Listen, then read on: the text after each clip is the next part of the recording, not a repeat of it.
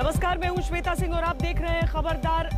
आज कोलकाता से सीधे आप खबरदार देख रहे हैं क्योंकि बंगाल में ही पूरी रणभूमि है, यही रामायण है, यही महाभारत है। हिंदुस्तान की राजनीति इस समय पश्चिम बंगाल में ही पूरी तरीके से अपनी धुरी पर घूम रही है। लेकिन सबसे पहले हम आपको खबरदार के लेंस से तमाम खबरों के बारे में बता देते हैं कि आज क्या क्या दिखाने वाले हैं, क्योंकि आज बंगाल के चुनावों में कुछ नए नए शब्द शामिल हुए हैं। बंगाल की चुनावी डिक्शनरी में आज ममता बनर्जी ने दुर्योधन, दुशासन, मीर जाफर जैसे शब्द जोड़ दिए हैं। बीजेपी दीदी की फुल फॉर्म में डिक्टेटर यानी तानाशाह शब्द पर फोकस बना रही है। पहले चरण के मतदान से 8 दिन पहले बीजेपी और टीएमसी में बूथ संग्राम शुरू हो गया है। चुनाव में बूथ पर फोर्स की तैनाती को लेकर दोनों पार्टियां चुनाव आयोग पहुंच गई हैं। दूसरी तरफ टिकट बंटवारे वाली नाराजगी भी है। बीजेपी के अंदर बगावत का बारूद लेकर आई है, इसके बारे में आपको हम बताएंगे। कोई आपसे दोस्ती के लिए अपना हाथ बढ़ाए और उसकी आस्तीन से सांप झांक रहे हो तो आप क्या करेंगे? जाहिर है सावधान हो जाएंगे। पाकिस्तान ने भारत की तरफ दोस्ती का हाथ बढ़ाया है, लेकिन आतंकवाद के सांप उसकी आस्तीन से झांक रहे हैं। कोरोना संक्रमण, फाइनेंशियल एक्शन टास्क फोर्स की डांट, विदेशी कर्ज में फंसे पाकिस्तान के प्रधानमंत्री इमरान खान और पाकिस्तान के आर्मी चीफ कमर जावेद बाजवा की भाषा एकदम मीठी हो गई है। दोस्ती बढ़ाने की ऐसी भी क्या मजबूरी है? भारत के लिए इस समय क्या जरूरी है, ये आपको बताएंगे। जिसका डर था वही हो रहा है। कोरोना की रफ्तार ट्रिपल इंजन वाली हो गई है। महाराष्ट्र, पंजाब, गुजरात सहित 10 राज्यों में बहुत तेजी से मामले बढ़ते हुए दिख रहे हैं। पिछले 24 घंटों में जो नए मामले सामने आए हैं उनमें से 93% मामले 10 राज्यों से हैं। जिन 5 राज्यों में चुनाव है वहां भी कोरोना के केस बढ़ने लगे हैं। कोरोना की नई गाइडलाइन जारी की जा रही है। नए नियम क्या है, आने वाले दिनों में आप पर क्या असर पड़ने वाला है, होली के आसपास क्या माहौल रहने वाला है, ये सारी चीजें हम आपको बताएंगे। और आपको एक्स्ट्रा खबरदार भी कर देते हैं। ऑक्सफोर्ड एस्ट्राजेनेका की वैक्सीन कोविशील्ड को लेकर पिछले कई देशों ने आशंकाएं जाहिर की थी। ऐसे आरोप थे कि वैक्सीन देने के बाद खून के थक्के जमने लगते हैं। इसके बाद कई देशों में इस वैक्सीन को लेकर लोगों के मन में शंका थी। आज ऐसे लोगों का कॉन्फिडेंस बढ़ाने वाली खबर आई है। यूरोपियन मेडिसिन एजेंसी की क्लीन चिट के बाद अब जर्मनी, इटली और फ्रांस सहित तमाम यूरोपीय देश कोविशील्ड लगाना शुरू कर रहे हैं। भारत में तो पहले से ही चिंता की कोई बात नहीं थी, अब भी नहीं। लेकिन खबरदार की शुरुआत हम बंगाल की लड़ाई से करते हैं, क्योंकि यहां पर ममता बनर्जी ने यह हुंकार भर दी है कि परिवर्तन बंगाल में या दिल्ली में वो पूरी तरीके से आक्रामक हो चुकी हैं और एक एक करके ऐसे किरदार ढूंढ कर ला रही हैं। भारतीय जनता पार्टी के नेताओं से उनकी तुलना कर रही हैं कि जो पूरा मिजाज है बंगाल के चुनाव का वो बेहद तीखा हो चुका है।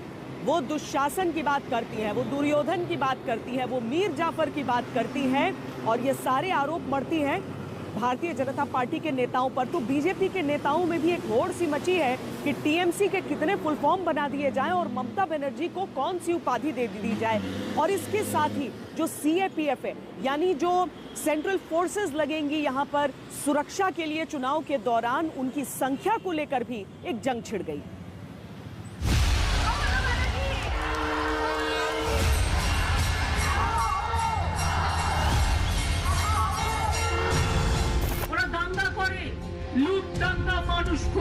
बीजेपी 3টে গুণ, তাই খেলা হবে, মা বোনেরা খেলা হবে।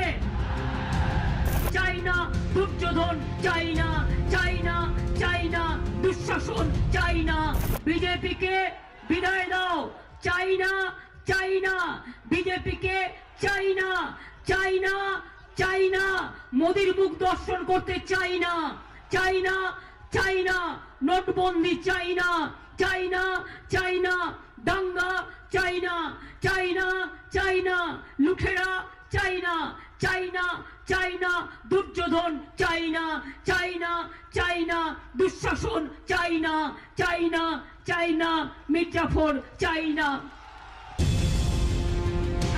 और इन तेवरों के साथ ममता बनर्जी कोलकाता के समर को दिल्ली दरबार के खिलाफ हल्ला बोल का बिगुल बना देना चाहती है। 2 লাইন বাংলা লিখে নিয়ে আসে আর নিয়ে এসে বলে কেমন আছো বাংলা। আমরা বলি বাংলা ভালো আছে, আপনি যান, আপনি দিল্লি সামলান। বলে পরিবর্তন আনবে। পরিবর্তন তো আমাদের স্লোগান। আমরা দিল্লিতে পরিবর্তন আনবো, বাংলায় জিতে দিল্লিতে পরিবর্তন আনবো। পরিবর্তন 2011 আমার স্লোগান। আমার স্লোগান তুমি চুরি করবে কেন? ममता को पता है कि उनकी लड़ाई प्रधानमंत्री मोदी के अलावा किसी से नहीं, लेकिन जंग बीजेपी की ओर से भी बराबर की लड़ी जा रही है। प्रधानमंत्री मोदी ने पुरुलिया में रैली गुरुवार को की थी, लेकिन पुरुलिया दौरे की तस्वीरें मोदी शुक्रवार को भी ट्विटर पर डालते रहे। ये बताते रहे, दावा करते रहे कि पूरा बंगाल बीजेपी के साथ बढ़ रहा है।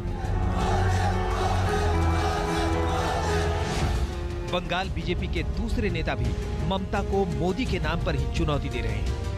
वो लुटेरे हैं, दुर्योधन है, दुशासन है, मीर जाफर है, इनको वोट ना दे, अब की बार नमस्ते कर दे बीजेपी को। मोदी जी का वैक्सीन तो लेना ही पड़ेगा कोरोना के खिलाफ। मोदी जी तो चुना हुआ प्राइम मिनिस्टर है, करीब करीब 3/4 मेजोरिटी उसके पास है।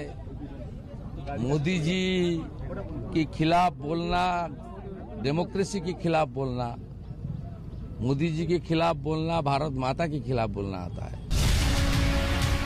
ममता बीजेपी के नेताओं का दुर्योधन, दुशासन, मीर जाफर जैसा नामकरण कर रही है, तो बीजेपी के नेता भी पीछे नहीं है। पुरुलिया में पीएम मोदी ने टीएमसी का फुल फॉर्म बताया था, तो बंगाल पहुंचे मध्य प्रदेश के मुख्यमंत्री शिवराज सिंह चौहान ने दीदी का नया फुल फॉर्म समझा दिया। मतलब डिक्टेटर तानाशाह, दीदी तुम तानाशाह हो गई हो। आई मतलब इंसेंसिटिव, असंवेदनशील, लोगों की चिंता ही नहीं है। डी मतलब डीड, भय पैदा करना, और आई मतलब इनकम्पिटेंट, मतलब अयोग्य। शिवराज के पास टीएमसी का एक और फुल फॉर्म भी है। टी मतलब टेरर, आतंक, एम मतलब मर्डर, और सी मतलब करप्शन, भ्रष्टाचार। ये टीएमसी हो गई है। मैं टीएमसी के गुंडों को चेतावनी देता हूं, 2 मई ममता गई, दीदी गई, एक गुंडों को सबक सिखाया जाएगा, चिंता मत करो। हमें टीएमसी के गुंडों को छोड़ने नहीं वाले। ये आतंक का राज, हिंसा का राज, ये जंगल राज भारतीय जनता पार्टी चलने नहीं देगी।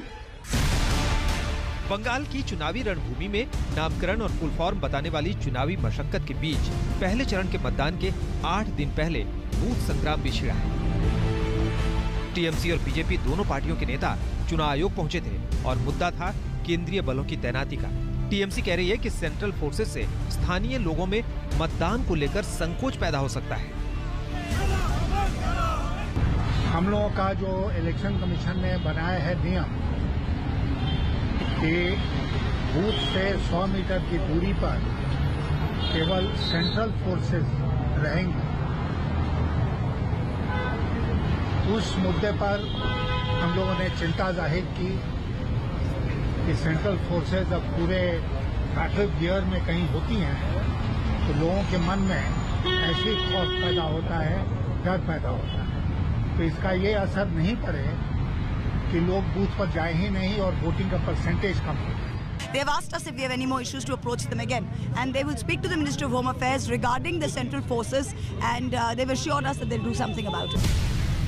टीएमसी की मांग के ठीक उलट बीजेपी तो हर बूथ की निगरानी सेंट्रल फोर्सेस के हवाले करवाना चाहती है।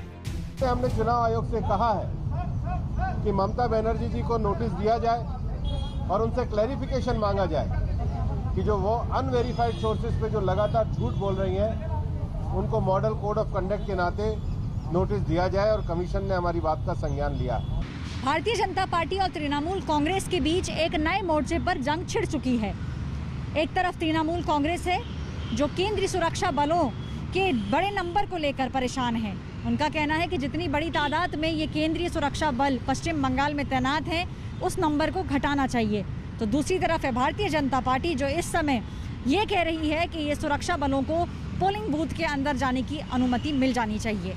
इन्हीं सब मुद्दों को मद्देनजर रखते हुए चुनाव आयोग ने ये निर्णय लिया है कि अगले हफ्ते चुनाव आयोग खुद पश्चिम बंगाल जाएगा और किस तरीके की तैयारियां चुनाव के लिए चल रही हैं इसका मुआयना अब इलेक्शन कमीशन खुद करेगा। सेंट्रल फोर्सेस की तैनाती पर मची सियासी लड़ाई के बीच चुनाव आयोग ने टीएमसी के उन आरोपों को नकारा है कि बूथों के 100 मीटर के दायरे में राज्य पुलिस की तैनाती को रोका गया है। आयोग के मुताबिक सिर्फ सिविक डिफेंस और ग्रीन पुलिस चुनाव ड्यूटी से दूर रहेंगे। दिल्ली से ऐश्वर्या पालीवाल के साथ सूर्याग्नि रॉय, कोलकाता, आज तक। दरअसल सुरक्षा बलों की मौजूदगी इसीलिए रहती है ताकि आम लोगों के मन में एक सुरक्षा का भाव रहे और वो खुलकर जाकर वोट कर सकें, और जो आपराधिक तत्व हैं उन्हें डर लगे उस वर्दी को देखकर। लेकिन ममता बनर्जी को लगता है कि वर्दी को देखकर आम लोग डरेंगे। बहरहाल हम आपको बताते हैं कि कितनी तैनाती सीएपीएफ की हो रही है यहाँ पर चुनावों के लिए, और क्यों ममता बनर्जी ऐसा कह रही है, क्योंकि अप्रत्याशित तैनाती है इस बार। वैसे भी 8 चरणों में ये चुनाव होने हैं। बंगाल के 8 चरणों के चुनाव के लिए 725 कंपनियां अर्धसैनिक बलों की तैनाती हो रही है। 350 से 370 कंपनियां सीआरपीएफ की होंगी। 27 मार्च के पहले चरण के चुनाव के लिए अर्धसैनिक बलों की 415 कंपनियां तैनात की जा रही हैं। इनमें सीआरपीएफ, एसएसबी, सीआईएसएफ, आईटीबीपी सबके जवान होंगे। अब चुनाव ड्यूटी में केंद्रीय बलों की तैनाती का प्लान चुनाव आयोग राज्य के साथ मिलकर तैयार करता है। इनमें केंद्रीय गृह मंत्रालय का कोऑर्डिनेटर चुनाव आयोग की मदद करता है। चुनाव पर्यवेक्षक केंद्रीय बलों की तैनाती पर निगरानी रखते हैं। वोटिंग हो जाने के बाद जिस स्ट्रांग रूम में ईवीएम मशीनें रखी जाती हैं, वहां की सुरक्षा में भी केंद्रीय बल तैनात होते हैं। स्ट्रांग रूम की 3 लेयर की सुरक्षा होती है। पहली लेयर की सुरक्षा अर्धसैनिक बलों के गार्ड करते हैं, दूसरी लेयर की जिम्मेदारी राज्य की आर्म्ड पुलिस करती है, और तीसरी लेयर पर जिले की पुलिस तैनात होती है। लेकिन ये तो तब की बात है जब मतदान शुरू हो जाएगा। मतदान से पहले जो टिकट का बंटवारा चल रहा है उसमें भारतीय जनता पार्टी के लिए रोज परेशानी बढ़ती जा रही है। टीएमसी का कार्ड टीएमसी के भीतर से ढूंढने के चक्कर में टीएमसी के कई लोगों को जो पार्टी छोड़े वो बीजेपी में शामिल किए गए। पहली लिस्ट जब निकल गई तब तक तो उतना कुछ नहीं हुआ, लेकिन दूसरी और तीसरी लिस्ट के साथ ही जो पूरा हंगामा है वो नजर आता रहा। हालांकि बीजेपी ने शुरुआत में ये कहा था कि ये बस छिटपुट घटनाएं हैं, छोटी सी नाराजगी है, लेकिन अब ये पूरा उपद्रव और गुस्सा जो है वो सड़कों पर नजर आने लगा है। 1000 বার বলবো, আমার মাথা নত করে দাও হে তোমার চরণ ধুলার তলে, সকল অহংকার হে আমাও ডুবাও চোখের জলে।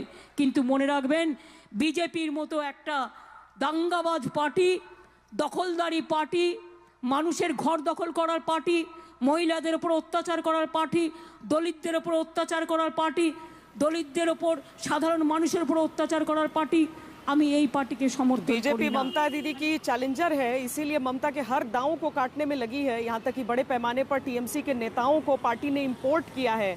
पर बीजेपी की रणनीति ये जो है वो भले ही चुनाव के मैदान में शायद कोई रंग ऐसा दिखाए जो उसके लिए फायदेमंद हो, लेकिन अभी तो टिकट बंटवारा मुसीबत बन गया है। दूसरी और तीसरी लिस्ट के बाद ये खुलेआम बगावत नजर आ रही है। यानी घर की जो छोटी मोटी बात कही जा रही थी बीजेपी के तमाम नेताओं की तरफ से, अब इसे संभालना थोड़ा मुश्किल हो रहा है। कार्यकर्ताओं का जो विद्रोह है वो सड़कों पर फूट पड़ा है। बीजेपी नेताओं को डैमेज कंट्रोल करते नहीं बन रहा है। जो बीजेपी के कार्यकर्ता हैं वो ये कहते हैं कि उनका शुरुआत से विरोध टीएमसी के खिलाफ रहा है, टीएमसी के नेताओं से रहा है। अब उन्हीं को टिकट देकर उनके लिए वो प्रचार कैसे करें।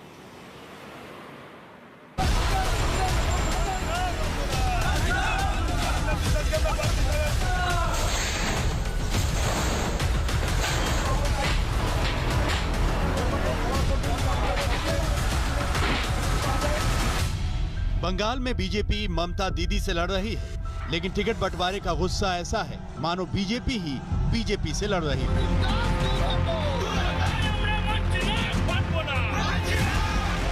मालदा, उत्तर 24 परगना में दमदम, जलपाईगुड़ी, आसनसोल वो जगह हैं जहां बीजेपी के कार्यकर्ता पार्टी की लिस्ट के खिलाफ सड़कों पर आ गए। सड़कों पर टायर जले, पार्टी दफ्तर में तोड़फोड़ हुई और नारेबाजी तो हुई। बीते कुछ हफ्तों में टीएमसी के नेता जब छोड़कर बीजेपी में आ रहे थे तो पार्टी इसे बंगाल में अपनी अंडर करंट का सबूत बता रही थी।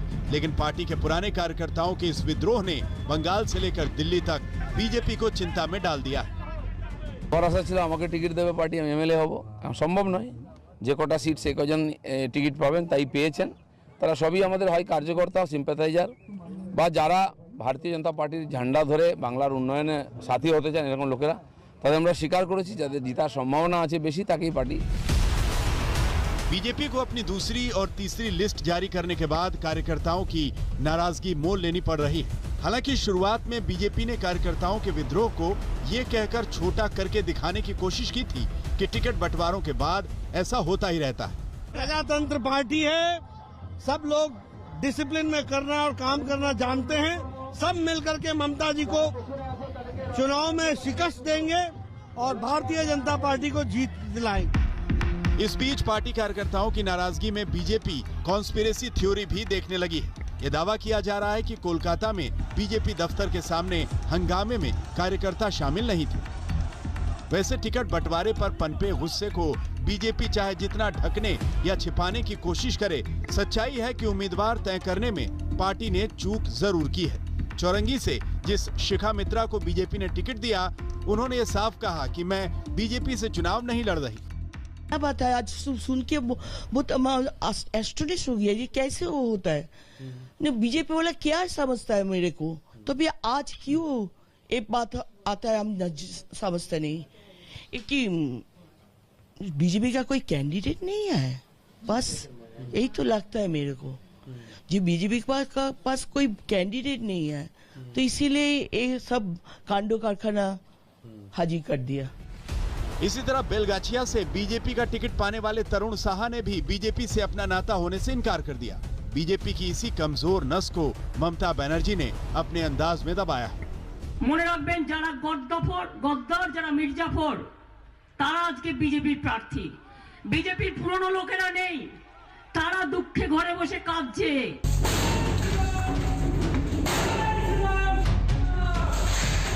कोलकाता से सूर्याग्नि रॉय के साथ आज तक ब्यूरो। और आइए अब आपको खबर की पूरी पिक्चर दिखाते हैं, जिसमें आपको भारतीय जनता पार्टी के टिकट बंटवारे में मुस्लिम वोटों का भी समीकरण दिखेगा। बीजेपी की जो तीसरी लिस्ट सामने आई उसमें 17 मुस्लिम उम्मीदवारों को जगह दी गई है और ये बात अपने आप में काफी चौंकाने वाली है, क्योंकि बीजेपी की पहली और दूसरी लिस्ट के उम्मीदवारों में एक भी मुस्लिम चेहरा नहीं था, लेकिन अंतिम लिस्ट में बीजेपी ने सबको सरप्राइज कर दिया। 2016 में बीजेपी ने 6 मुस्लिम उम्मीदवारों को टिकट दिया था, 2021 में 17 मुस्लिम उम्मीदवार हैं। हालांकि 2016 के विधानसभा चुनाव में बीजेपी का एक भी मुस्लिम प्रत्याशी जीता नहीं था, फिर भी बीजेपी नए गणित के साथ बाजी खेल रही है। जहां मुस्लिम आबादी ज्यादा है, वहां बीजेपी ने मुस्लिम उम्मीदवारों को प्राथमिकता दी है। बंगाल में मुस्लिम समुदाय की आबादी 27% के करीब है। विधानसभा की 294 सीटों में से 100 से ज्यादा सीटों पर मुस्लिम वोटरों का सीधा असर है। 46 ऐसी विधानसभा सीटें हैं जहां मुस्लिम मतदाता 50% से अधिक हैं। 16 सीटों पर मुस्लिम आबादी 40 से 50% के करीब है। 33 सीटों पर मुस्लिम वोटर 30 से 40% है। बीजेपी ने इसी हिसाब से अपना गणित साधा है। वैसे एक तथ्य ये भी है कि 2019 के लोकसभा चुनाव में 70% मुस्लिम वोटरों ने टीएमसी को वोट दिया था। इसके बावजूद टीएमसी ने 2016 के मुकाबले 2021 में अपने मुस्लिम उम्मीदवारों की संख्या घटा दी है। 2016 में 57 मुसलमानों को टिकट मिला था और 2021 में 42 मुस्लिमों को टिकट मिला है। एक छोटे से ब्रेक के लिए यहाँ पर हम रुक रहे हैं। ब्रेक के बाद जब लौटेंगे तो आपको दिखाएंगे कि किस तरीके से पाकिस्तान ने दोस्ती का हाथ तो बढ़ाया है, लेकिन उसके आस्तीन से सांप झांक रहे हैं। ऐसे में भारत को कैसे खबरदार रहना चाहिए? छोटे से ब्रेक के बाद आप रहिए खबरदार। रंग बदलते गिरगिट को सबने देखा है, लेकिन अगर किसी देश को गिरगिट के रूप में देखना है तो सिर्फ और सिर्फ एक ही हो सकता है, और वो है पाकिस्तान। किस तरीके से वो वक्त और मौके के हिसाब से अपना रंग तो बदल लेता है, लेकिन अपनी फितरत नहीं बदल पाता। इमरान खान ने भारत से बातचीत की ख्वाहिश जाहिर की थी और एक तरह से अब ऐसा लग रहा है कि मुकाबला उनका शुरू हो चुका है उनके ही अपने आर्मी चीफ से। हम आपको दिखाते हैं कि किस तरीके से दोनों की तरफ से अब ये कोशिशें हो रही हैं कि किसी तरीके से भारत उनसे बातचीत के लिए तैयार हो जाए। प्रधानमंत्री वहां के इमरान खान और आर्मी चीफ कमर जावेद बाजवा, इन दोनों के बीच भारत की तरफ दोस्ती का हाथ बढ़ाने का मुकाबला चल रहा है। कुछ ही दिन पहले इमरान खान ने भारत के साथ कहा था कि वो बातचीत करना चाहते हैं। अब आर्मी चीफ बाजवा ने भारत पाकिस्तान के बीच बातचीत की जरूरत पर ज्ञान दे दिया है, लेकिन भारत भी अब पाकिस्तान के हर रंग से वाकिफ है। पाकिस्तान की फितरत है, वो भारत से बातचीत के लिए जब भी हाथ बढ़ाता है तो उसकी आस्तीन में सांप छिपे रहते हैं। लेकिन अब उसकी दिक्कत यह है कि हिंदुस्तान के पास वो चश्मा है जो आस्तीन में छिपे इन सांपों को देख सके, पहचान सके।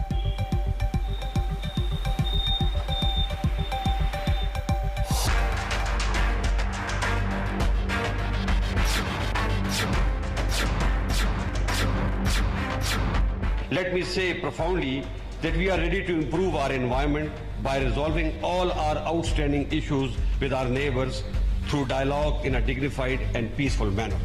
पाकिस्तानी आर्मी चीफ भारत के साथ शांतिपूर्ण बातचीत की बात करें, ये बात तो हाजमोला खाने के बाद भी हजम नहीं होती। सुनिए तो सही, क्या कह रहे हैं बाजवा साहब? We have learned from the past to evolve and are willing to move ahead towards a new future. तो अपने पड़ोसी देशों में अशांति के दूत का तमगा हासिल करने वाले पाकिस्तान को शांति चाहिए। लेकिन क्यों चाहिए शांति? ऐसी कौन सी आफत आ पड़ी जो पाकिस्तान के लिए भारत से बातचीत की नौबत आ गई? Stable Indo-Pakistan relation is a key to unlock the untapped potential of South and Central Asia by ensuring connectivity between East and West Asia. Bajwa कह रहे हैं कि उन्होंने भूतकाल से बहुत कुछ सीखा है और भविष्यकाल को बेहतर बनाने के लिए आगे बढ़ना चाह रहे हैं। कहीं ऐसा तो नहीं कि बाजवा साहब पाकिस्तान के वर्तमान काल से डर गए, क्योंकि आज पाकिस्तान की हालत क्या है इसको दुनिया देख रही है। पाकिस्तान में इमरान सरकार कब गिर जाए किसी को पता नहीं। पाकिस्तान के आर्थिक हालात इतने खराब हैं कि आम लोगों को रोटी के लाले पड़े हैं। चीन ने पाकिस्तान को दोस्त दोस्त कहकर उधारी के जिस दलदल में धकेला है वो दुनिया ने देखा है। आतंकवाद को लेकर दुनिया भर में पाकिस्तान की इमेज पर भी बट्टा लग चुका है। तो ये मजबूरी है जो पाकिस्तान के आर्मी चीफ से ये बात कहलवा रही है। लेकिन कश्मीर का मोह है कि जाता ही नहीं। पाकिस्तान भारत से रिश्ते सुधारना भी चाहता है, लेकिन कश्मीर को भूलना भी नहीं चाहता। However, we feel it is time to bury the past and move forward. But for resumption of peaceful process or meaningful dialogue, our neighbor will have to create conducive environment, particularly in Indian occupied Kashmir. ये वही पाकिस्तान है जहां की सरकार पर जब कोई दबाव पड़ता है तो वो कश्मीर वाले कूटनीतिक गीत गाने लगती है और भारत विरोधी बयान देकर या कोई आतंकी साजिश रचकर ध्यान हटाने की कोशिश करती है। अब वही पाकिस्तान है जो एक के बाद एक कई बार भारत के साथ बातचीत शुरू करने की रट लगा रहा है, चाहे बाजवा हो या इमरान खान। पीस की तरफ डायलॉग के जरिए अगर कश्मीर का रेजोल्यूशन की तरफ जाता है तो ये सारा इलाका चेंज हो जाता है और इससे दोनों मुल्क को बहुत फायदा है। हिंदुस्तान को भी फायदा इसलिए है कि वहाँ भी बहुत गुर्बत है। तो सबसे ज्यादा अगर गुर्बत को दूर करना है तो हमारी ट्रेडिंग टाइज और हमारी इकोनॉमिक टाइज स्ट्रॉन्ग हो, हमारी रीजनल कनेक्टिविटी बढ़े, हिंदुस्तान को फ़ायदा, वो भी कनेक्ट हो जाते हैं सेंट्रल एशिया तक। ये एक आगे सिर्फ एक इशू है जो हमें रोक के रखा हुआ है इस वक्त तक। हम तो अपनी कोशिश करेंगे लेकिन हिंदुस्तान को पहला कदम लेना पड़ेगा, क्योंकि 5 अगस्त के बाद अब जब तक वो पहला कदम नहीं लेते तो हम अनफॉर्चुनेटली आगे नहीं बढ़ सकते वहाँ। पहले इमरान खान और फिर आर्मी चीफ बाजवा दोनों कई मौकों पर भारत के खिलाफ जहर उगलते रहे हैं, लेकिन अब उनके तेवर ढीले पड़ गए हैं। असल में अब पाकिस्तान भारत की डिप्लोमेसी के आगे घुटने टेक चुका है। भारत की डिप्लोमेसी ने पाकिस्तान को पूरी दुनिया से अलग थलग कर दिया है। सऊदी अरब और यूएई जैसे मुस्लिम देशों ने भी पाकिस्तान का साथ छोड़ दिया है। पाकिस्तान को अब चीन और तुर्की के अलावा कहीं से कोई आर्थिक मदद मिलनी बंद हो गई है, जिसकी वजह से उसकी अर्थव्यवस्था चरमरा गई है और देश कंगाली की कगार पर खड़ा है। इसीलिए अब इमरान और बाजवा दोनों मिलकर भारत की मिन्नतें करने में जुटे हैं, लेकिन उन्हें भारत से बातचीत भी करनी है और कश्मीर का राग भी छेड़ना है। ऐसा कैसे चलेगा? जब मेरी गवर्नमेंट आई तो हमने पूरी कोशिश की हिंदुस्तान से कि हम अपने जो भी इश्यूज है, और हमारा इशू बेसिकली कश्मीरी एक ही इशू है, हम उसको कैसे डायलॉग के जरिए हल करें और अपनी एक सिविलाइज्ड नेबर्स की तरह अपनी रिलेशनशिप कायम करें। अनफॉर्चुनेटली 5 अगस्त आ गया और उससे बहुत बड़ा एक धचका पड़ा और हमारा टोटल ब्रेकडाउन हो गया दोनों मुल्कों के बीच में। अभी भी उम्मीद हम ये रखते हैं कि अगर वो कश्मीरियों को, जो उनका राइट है, जो यूनाइटेड नेशंस की सिक्योरिटी काउंसिल ने उनको राइट दिया है कि अपनी जिंदगी का फैसला खुद करें, अगर वो राइट देते हैं तो ये हिंदुस्तान के लिए भी उतना फायदेमंद है जितना हम पाकिस्तान के लिए। हमारी नसीहत तो यही है कि पाकिस्तान को अगर भारत से बात करनी है तो उसे 2 चीजों से तौबा करनी पड़ेगी, आतंकवादियों से दोस्ती और दूसरी कश्मीर का मोह। इमरान खान अपने घरेलू मसलों में फंसा हुआ है, वहाँ से निकलने के लिए वो तरह तरह के बयान दे रहा है और कंट्राडिक्टरी बयान दे रहा है। जहाँ तक पीस प्रोसेस का ताल्लुक है, पीस प्रोसेस, हिंदुस्तान तो हमेशा आगे रहा है पीस करने में पाकिस्तान के साथ, लेकिन पीस जो नहीं है हिंदुस्तान पाकिस्तान के बीच में, उसकी असली जड़ है टेररिज्म इन कश्मीर, जो पाकिस्तान से उभर रहा है और पाकिस्तान उसको पूरी तरह से फंडिंग कर रहा है, टेररिस्ट को ट्रेनिंग दे रहा है, उनको इन्फिल्ट्रेट करवा रहा है। अगर पाकिस्तान टेररिज्म बंद करे, जो कि नहीं लगता है, अगर वो बंद करे तो पीस ऑटोमेटिकली आ जाएगी। इमरान और बाजवा के दिमाग में क्या खिचड़ी पक रही है, ये उनके बयानों से समझा जा सकता है। इतिहास ऐसे उदाहरणों से भरा पड़ा है जब पाकिस्तान ने चिकनी चुपड़ी बातें करके भारत की पीठ में छुरा घोंपा है। भारत अब पाकिस्तान की कथनी पर नहीं, करनी पर विश्वास करेगा और पाकिस्तान की करनी ठीक नहीं। पाकिस्तान के आर्मी चीफ जनरल बाजवा ने अमन और शांति की बात की, लेकिन अगर आप उनके बयान को गौर से सुने, उन्होंने कश्मीर का मुद्दा सबसे आगे रखा। भारत का कहना है पहले आतंकवाद का खात्मा करे, फिर अमन की बात करें। गीता मोहन, नई दिल्ली, आज तक। दरअसल ये पाकिस्तान की बहुत बड़ी मजबूरी है कि उसे अपने सुर इस तरीके से बदलने पड़े हैं, क्योंकि FATF की जो तलवार है वो उसके ऊपर लटकी रहती है। वरना यही पाकिस्तान कश्मीरी युवाओं के बीच एक जहरीला नैरेटिव फैलाने में लगा रहता है, यही पाकिस्तान घुसपैठ की कोशिशें करते रहता है, यही पाकिस्तान कश्मीर को लेकर अनाप शनाप बयानबाजी करते रहता है। जब तक वो ये चीजें नहीं छोड़ेगा, बातचीत तो बहुत दूर की कौड़ी। हम तो अपनी कोशिश करेंगे, लेकिन हिंदुस्तान को पहला कदम लेना पड़ेगा, क्योंकि 5 अगस्त के बाद अब जब तक वो पहला कदम नहीं लेते तो हम अनफॉर्चुनेटली आगे नहीं बढ़ सकते। आस्तीन में सांप और बातचीत का हाथ, ऐसे कैसे चलेगा इमरान साहब? जब जान पर बन आई तो 25 फरवरी को सीज फायर का ऐलान कर दिया, वरना उससे पहले तो आपके और आपकी आतंक परस्त सेना ने सीज फायर तोड़ने के सबसे बड़े रिकॉर्ड बना दिए थे। पाकिस्तानी सेना ने फरवरी 2020 और फरवरी 2021 के बीच औसतन रोजाना कम से कम 1 दर्जन बार सीज फायर का उल्लंघन किया। साल भर में कुल 4665 बार, जो पिछले 17 सालों में सबसे ज्यादा है। जो पाकिस्तानी सेना LOC पर गोलीबारी की हदें तोड़ रही थी, वो अचानक से सीज फायर के लिए तैयार कैसे हो गई? इसकी क्रोनोलॉजी समझिए। 25 फरवरी को पाकिस्तान ने LOC पर सीज फायर को सख्ती से लागू करने की हामी भरी। इसके बाद ही पाकिस्तान कश्मीर को फिर से राज्य का दर्जा देने का एजेंडा चलने लगा। पाकिस्तान का कहना है कि सीज फायर का मतलब ये नहीं कि वो अपने पुराने स्टैंड से पीछे हट गया है। यानी कश्मीर के मामले में पाकिस्तान अपने पहले वाले रुख पर आज भी कायम है। इमरान और बाजवा के बयान से भी ये बात साफ समझ में आती है। अनफॉर्चुनेटली 5 अगस्त आ गया और उससे बहुत बड़ा एक धचका पड़ा और हमारे टोटल ब्रेकडाउन हो गया दोनों मुल्कों के बीच में। अभी भी उम्मीद हम ये रखते हैं कि अगर वो कश्मीरियों को, जो उनका राइट है, जो यूनाइटेड नेशंस की सिक्योरिटी काउंसिल ने उनको राइट दिया है कि अपनी जिंदगी का फैसला खुद करें, अगर वो राइट देते हैं तो ये हिंदुस्तान के लिए भी उतना फायदेमंद है जितना हम पाकिस्तान के लिए। पाकिस्तान की मुश्किल ये है कि वो कश्मीर का मोह भी नहीं छोड़ सकता और उसे दुनिया को ये भी दिखाना है कि वो कितना शांति प्रिय देश है। लेकिन पाकिस्तान चाहे जितनी मर्जी तिकड़म लगा ले, भारत अब उसके झांसे में नहीं आने वाला। पाकिस्तान के बातचीत वाले ऑफर पर भारत के विदेश मंत्रालय ने 4 फरवरी को बयान जारी कर कहा था कि भारत पाकिस्तान के साथ सामान्य पड़ोसी जैसे रिश्ते कायम करने का इच्छुक है, लेकिन ये संबंध आतंकवाद और हिंसा से मुक्त होने चाहिए। अब ये जिम्मेदारी पाकिस्तान की है कि वो ऐसा माहौल बनाए। यानी पाकिस्तान को भारत की तरफ से बातचीत की शर्तें वही हैं जो पहले थीं और आगे भी रहेंगी। India desires normal relations with all its neighbors, including Pakistan. We have consistently maintained that issues, if any, between India and Pakistan should be resolved bilaterally and peacefully. Our position on key issues remains unchanged. वैसे पाकिस्तान कभी इतना भोला नहीं था जितना भोला बनने की acting कर रहा है। भारत से बातचीत की इच्छा के पीछे उसकी मंशा कुछ और ही है। भारत और पाकिस्तान के बीच सिंधु पानी समझौते पर सालाना बैठक होनी है। भारत और पाकिस्तान के सिंधु आयुक्त 23 और 24 मार्च को नई दिल्ली में मुलाकात करेंगे। कश्मीर से धारा 370 हटने के बाद दोनों देशों के बीच ये पहली बैठक होगी। चिनाब नदी पर भारत की जल विद्युत परियोजनाओं ने पाकिस्तान को परेशान कर दिया है।